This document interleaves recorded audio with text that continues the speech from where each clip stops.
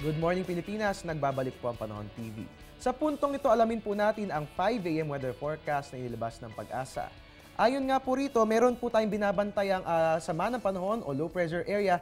Diyan po yan sa 360 kilometers east ng Giwan, Eastern Samar. Nakapaloob po ito sa tinatawag nating Intertropical Convergence Zone o ITCZ na partikular nakaapekto sa Palawan, Visayas at Mindanao. Para sa asahang lagay ng panahon, dito nga po sa Luzon, sa Visayas at sa Zamboanga Peninsula at sa Northern Mindanao, maaasahan po natin ng cloudy skies na may light to moderate rain showers or thunderstorms, habang ang titirang bahagi naman po ng Mindanao ay makaaasa ng partly cloudy to at times cloudy skies na may isolated rain showers or thunderstorms. At mga kababayan, sa puntong ito, mahalagang malaman natin ang update sa iba pong bansa na weather po dyan, no? Kasi umalis na nga po si Bagyong Waning o Sulik sa ating bansa at naglandfall na nga sa bansang Taiwan. At ayon nga sa mga ulat, 2 katao na ang nasawi habang 100 naman ang sugatan.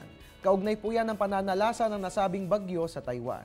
Dahil sa torrential rains at malalakas na hangin, lumipad ang mga bubong ng bahay at nagkalat ang falling debris at nabuwal na puno sa lansangan.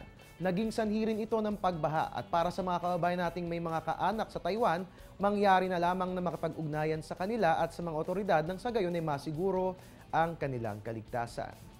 Ngayon naman po alamin na rin natin ang mga naitalang maximum and minimum temperature. Unahin po natin ang ating minimum temperature. Meron po tayong 24.3 degrees Celsius. Naitala po yan ng 5 AM. Ang maximum naman po natin ay 32.8 degrees Celsius. 12 noon naman po yan naitala. Para sa ating relative humidity, ang ating minimum ay 66%, naitala po yan ng 12 noon, at ang maximum naman ay 97%, naitala po yan ng 5 AM. Ngayon naman para sa mga nag-aalmusal natin mga kababayan, alamin po natin ang food safety tips para tayong lahat ay laging handa.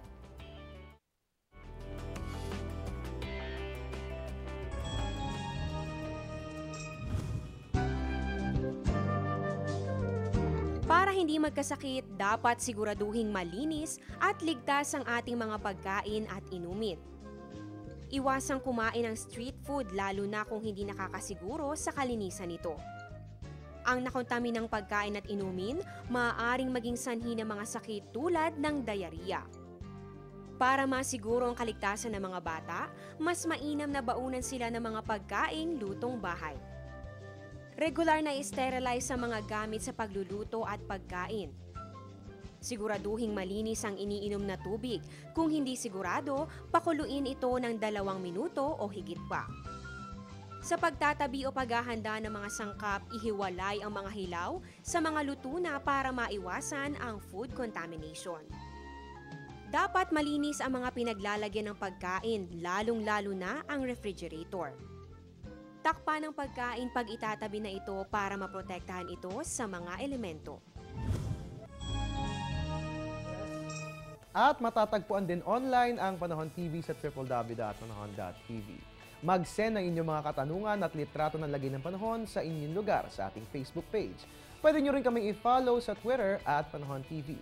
Pagdating sa weather update sa telebisyon naman o internet dito sa Panahon TV, tunay na walang pinipiling panahon ang pagbibigay impormasyon. At mga kababayan, ayon nga po kay Pag-asa weather forecaster Glyza Esculiar, meron po tayong binabantayan ngayon na panibagong low pressure area. Dito po yan sa loob ng ating bansa. Kung kaya't mangyari po lamang na ugaliin ang pagtutok, dito lamang yan sa Panahon TV, nang sa gayon ay maging updated tayo palagi sa lagay ng ating panahon. And just the same, magiging maulap nga po ang ating aasahang panahon, so magbitbit po tayo ng payong, lalong-lalo na yung ating mga estudyanteng papasok sa eskwelahan, siguraduhin pong ishoot po muna ang payong sa inyong mga bag bago kayo umalis ng inyong bahay at bago humingi ng baon kay nanay at kay tatay.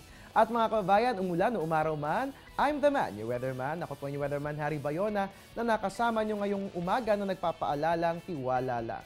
May tamang panahon ang bawat pagkakataon. Diyos Marina Aga sa Inoga Boss and Happy Monday po. Ang programang ito ay hatid sa inyo ng Air 21. Sagot ko, padala mo!